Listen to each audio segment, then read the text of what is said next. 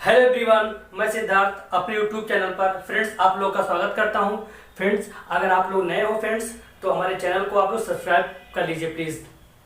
Friends आप लोगों को आएंगे आज हम लोग का टॉपिक है फॉर्मेशन ऑफ कॉन्स्टिट्यूशन असेंबली, संविधान सभा का निर्माण। इससे पहले हम लोगों ने कैबिनेट मिशन का आगमन करवा लिए थे। कैबिनेट मिशन दो उद्देश्य को लेकर आया था। पहला उद्देश्य था उसका कि हम भारत में अंतरिम सरकार का गठन करेंगे और उसका दूसरा उद्देश्य था संविधान सभा का निर्माण करेंगे। तो हम लोगों ने कल अंतिम गवर्नमेंट का निर्माण कर लिए थे। अब आज हम लोग संविधान सभा का निर्माण करेंगे। तो फ्रेंड्स देखिए, जो कैबिनेट मिशन था उसका वो बोल रहा कैबिनेट मिशन कि हम भारत में संविधान का निर्माण, जो हमारी पहली कंडीशन होगी कि इलेक्शन के माध्यम से यहाँ संविधान सभा का निर्माण होगा। इलेक्शन होंगे, इलेक्शन में जो इलेक्शन होगा वो इनडायरेक्ट इलेक्शन के माध्यम से संविधान सभा के मेंबर चुने जाएंगे। और जो इसमें मतदाता होंगे फ्रेंड्स, जो इसमें मतदाता होंगे, जो वोटर्स होंगे, वो प्रोविंस में विधानसभा जो होती थी उसके जो एमएलए होते थे वो इसमें पार्टिसिपेट करेंगे। और दूसरी कंडीशन क्या है फ्रेंड्स? दूसरी कंडीशन ये है कि जो एक एमएलए होंगे 10 लाख की जनसंख्या पर वो निर्वाचित होंगे फ्रेंड्स। एक एमएलए कितनी जनसंख्या को रिप्रेजेंट करेगा? एक एमएलए कितनी जनसंख्या को रिप्रेजेंट करेगा? 10 लाख जनसंख्या पर एक एमएलए चुना जाएगा फ्रेंड्स। और वही एमएलए चुनकर जाएंगे तो संविधान सभा के मेंबर को चुनेंगे फ्रेंड्स। तो ये कथन आता है फ्रेंड्स कि एक एमएलए कितनी जनसंख्या को रिप्रेजेंट करता था। ये इस तरह नहीं पूछा जाएगा, पूछा जाता है एक एमएलए कितनी जनसंख्या को रिप्रेजेंट करता था। तो अब हम लोग का आंसर क्या होगा? 10 लाख की जनसंख्या को रिप्रेजेंट करता था। तो एक एमएलए एक संविधान सभा का मेंबर को चुनेगा और वही जो संविधान सभा का मेंबर होता है जो चुनकर आएगा वो 10 लाख की जनसंख्या पर चुनकर आता है फ्रेंड्स। अब आइए जो तीसरा जो संविधान सभा का निर्माण करेंगे तो कैबिनेट मिशन कहता है कि ये तीसरा जो होगे जो उसमें कितनी सीटें निर्धारित करेंगे।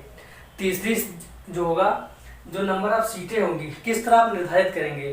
तो कैबिनेट मिशन बोला कि जो यहाँ सीटें निर्धारित की जाएंगी वो बेस्ड ऑन पॉपुलेशन, जनसंख्या के आधार पर सीटों का निर्धारण किया जाएगा।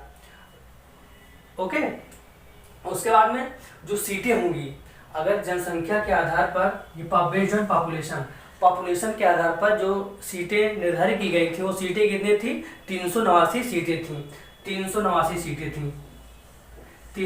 सीटें थी और ये 389 सीटें 3 पार्ट में डिवाइड थी। जो पहला पार्ट था आपका ब्रिटिश प्रांत, उसको कितनी सीटें मिली थी? उसको 292 सीटें मिली थी। 292 सीटें ब्रिटिश प्रांत को मिला और चीफ कमिश्नरी प्रांत थे उसको कितनी सीटें मिली? उसको मिली 4 सीटें, 4 सीटें मिली उसको। ब्रिटिश प्रोविंस को, ब्रिटिश प्रांत को 292 सीटें और चीफ कमिश्नरी प्रांत को 4 सीटें। और जो 4 सीटें मिली कौन कौन से, किसको किसको मिली? एक मिली इनको बलूचिस्तान को, दूसरा मिला अजमेर मारवाड़ को, तीसरा मिला दिल्ली को, चौथा मिला कुर्ग को। यहाँ से 100% श्योर है क्वेश्चन जरूर से आते हैं। यहाँ से पूछे जाते हैं क्वेश्चन कि ब्रिटिश प्रांत को जब जो टोटल नंबर ऑफ सीटें मिली बेस्ड ऑन पॉपुलेशन के आधार पर, तो ब्रिटिश प्रोविंस को कितनी सीटें मिली? 292 सीटें मिली। और चीफ कमिश्नरी प्रांत को कितनी सीटें मिली? 4 सीटें मिली। और जो प्रिंसली स्टेट थी उनको 93 सीट अलॉट हुई कि आप 93 सीट पर निर्वाचन लड़िए। लेकिन जो होता है फ्रेंड्स लास्ट में जो प्रिंसली स्टेट होते हैं वो इलेक्शन का बहिष्कार कर देते हैं कि हम कॉन्स्टिट्यूशन असेंबली में जो होगा चुनाव हम उसमें पार्टिसिपेट नहीं करेंगे। वो बहिष्कार कर देता है कि boycott the election of constitution assembly. Okay, ये यहाँ तक आप समझ गए होंगे। फिर अंत में आते हैं, देखते हैं फिर एक क्वेश्चन और आता है फ्रेंड एग्जाम में कि ऐसा कौन सा राज्य है जिन्होंने जो कभी भी कॉन्स्टिट्यूशन असेंबली संविधान सभा में कभी पार्टिसिपेट नहीं किया। वो कौन सा राज्य था? वो कौन सा रास्ता? हैदराबाद। हैदराबाद एक ऐसा देसी रियासत था जो कभी भी संविधान सभा में पार्टिसिपेट नहीं किए, कभी भी पार्टिसिपेट नहीं किया फ्रेंड्स। ये क्वेश्चन जरूर से पूछा जाता है कि कौन सा स्टेट था, कौन सा प्रिंसली स्टेट था कि जो संविधान सभा में पार्टिसिपेट नहीं किया था, तो कौन सा? हैदराबाद था। ओके, अब आ जाइए। अब समझ लिया आप 389 सीटें हो गई। अब 389 सीट में से 93 सीट आप लेस कर दीजिए, तो कितनी सीटें बचेंगी? 292 प्लस 4। फ्रेंड्स, 389 सीट जो अलॉट होती हैं जनसंख्या के आधार पर कि आप लोग 389 सीट पर चुनाव लड़िए, तो 389 सीट पर 389 सीट पर चुनाव इन लोगों को मिलता है। लेकिन इसमें से जो 93 सीट्स जो प्रिंसली स्टेट को मिलती हैं, प्रिंसली स्टेट इसमें पार्टिसिपेट नहीं करती है, बोलती है कि मैं इसमें जो आपका चुनाव करवा रहे हो मैं इसमें पार्टिसिपेट नहीं करूँगा। जब इसको हम 389 में से इसको माइनस कर देंगे 93 सीट्स प्रिंसली स्टेट,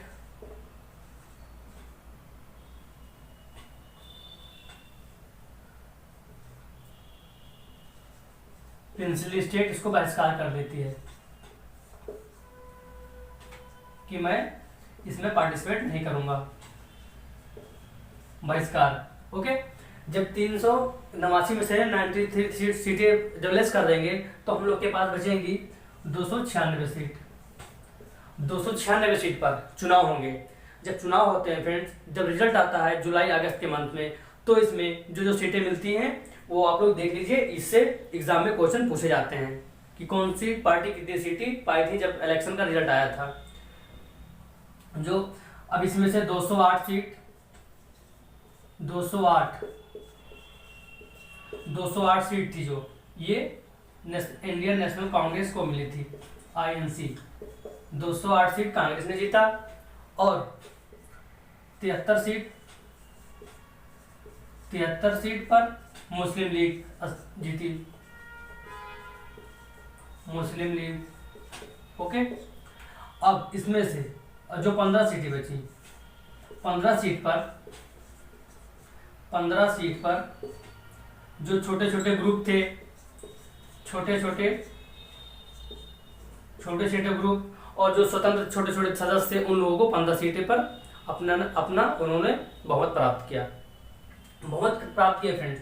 उसके बाद में जो ये 93 सीट जो यहाँ पर 73 है, 93 तो हम लोग यहाँ घटा दिए हैं, लेकिन जो 296 सीट है, 296 सीट में से फ्रेंड जो 73 सीट्स है, ये यहाँ पर मुस्लिम लीग कहती है कि जो आपने रिजल्ट आया है इसका संविधान सभा के सदस्यों के गठन के लिए, ये मैं इसको बहिष्कार करता हूँ, मैं इसको नहीं मानूंगा। ये भी यहाँ पर नहीं मानती है, 73 सीट बहिष्कार कर देती है चुनाव का, ये रिजल्ट का बहिष्कार 73 सीट पर।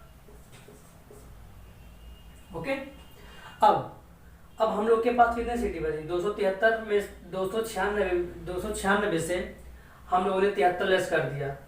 अब हम लोग के पास इतनी सीटें बची। अब हम लोग जब संविधान सभा का निर्माण पढ़ेंगे तब उसमें हम लोग देखेंगे कितनी सीटें पर जो चुनाव हुए, कौन कौन से पार्टी कौन कौन पोस्ट पाती है स्थापित हुए, उसको हम लोग आगे लेकर पढ़ेंगे। लेकिन अब हम लोग के जब पाकिस्तान का निर्माण हो जाता है फ्रेंड्स, तो यहाँ पर एक अड़चने आ जाती हैं। क्या आ जाती हैं? जो डॉक्टर भीमराव अम्बेडकर जी रहते हैं वो पूर्वी बंगाल से चुने जाते हैं, लेकिन डॉक्टर भीमराव अम्बेडकर जी वो संविधान सभा का सदस्य होते हैं। उनका सदस्य होना बहुत जरूरी होता है कि सबसे योग्य व्यक्ति पूरे संविधान सभा में वही रहते हैं, इसलिए उनका चुना जाना संविधान सभा में जरूर रहता है। तब पाकिस्तान का निर्माण हो जाता है फ्रेंड, तो वहाँ की सीट जो होती है उनकी सीट खाली हो जाती है। तब डॉक्टर भीमराव अम्बेडकर जी को डॉक्टर भीमराव अम्बेडकर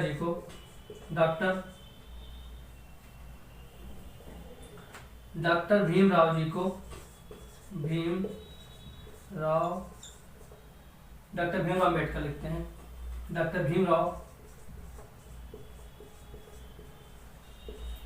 अम्बेडकर जी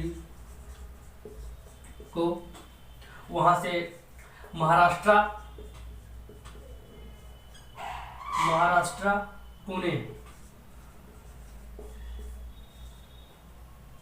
पुणे से निर्वाचित किया जाता है। लेकिन वहां पर संविधान सभा के मेंबर होते हैं डॉक्टर M.R. जयकर जी, वो रिजाइन करते हैं।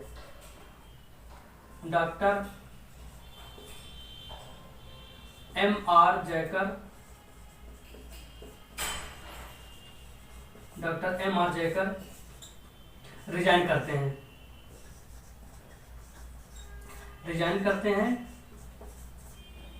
रिजाइन करते हैं। उसके उपरांत उपचुनाव होते हैं, उपचुनाव होंगे। जब उपचुनाव होंगे तब जाकर डॉक्टर भीमराव अंबेडकर जी संविधान सभा का सदस्य चुने जाते हैं। वहाँ कहाँ से चुने जाएंगे? महाराष्ट्र से, पुणे से चुने जाते हैं डॉक्टर भीमराव अंबेडकर जी। चुनाव के माध्यम से डॉक्टर B.R. अंबेडकर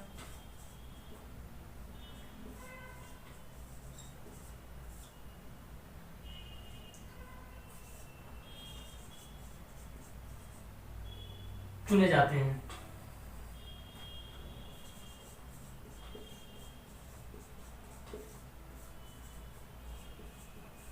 ओके, तो फ्रेंड्स यहां से दो क्वेश्चन बनते हैं कि डॉक्टर भीमराव अंबेडकर जी जब पाकिस्तान का निर्माण हो रहा था तब वहां की जो सीटें खाली हो गई थी, तो उन्होंने जब हम लोग का सीट जो मिला वो कहां से उनको सीट से जीत कर कहां पर भेजा गया, उनको कहां से भेजा गया? तो हम लोग का आंसर हो जाएगा महाराष्ट्र, पुणे से भेजा जाता है, उनको दोबारा चुनकर जाते हैं वो। और दो क्वेश्चन ये भी पूछे जाते हैं यहाँ से, एक और है कि संविधान सभा के सदस्य के रूप में कौन सी ऐसी दो पर्सनालिटी थी जिन्होंने कभी भी संविधान सभा का सदस्य नहीं हुआ है? वो नाम क्या है? डॉक्टर जो एक होते हैं हमारे, क्या नाम है, महात्मा गांधी जी, और दूसरे होते हैं मोहम्मद अली जिन्ना। इन्होंने कभी भी संविधान सभा का सदस्य नहीं बने। ओके फ्रेंड्स, अब हम लोग आज तक क्या पढ़े हैं? हम लोगों ने आज केवल निर्वाचन, जो संविधान सभा का निर्माण हो रहा था, उनके सदस्यों को निर्वाचन के माध्यम से हम लोगों ने चुन लिया है। अब हम लोग अगले लेक्चर में फ्रेंड्स जो संविधान सभा का निर्माण होगा उसके बारे में पढ़ेंगे कि प्रथम मीटिंग में क्या हुआ था, सेकंड मीटिंग में क्या हुआ था, थर्ड मीटिंग में क्या हुआ था, उसको हम लोग अगले लेक्चर में पढ़ेंगे फ्रेंड्स। ओके, जय हिंद।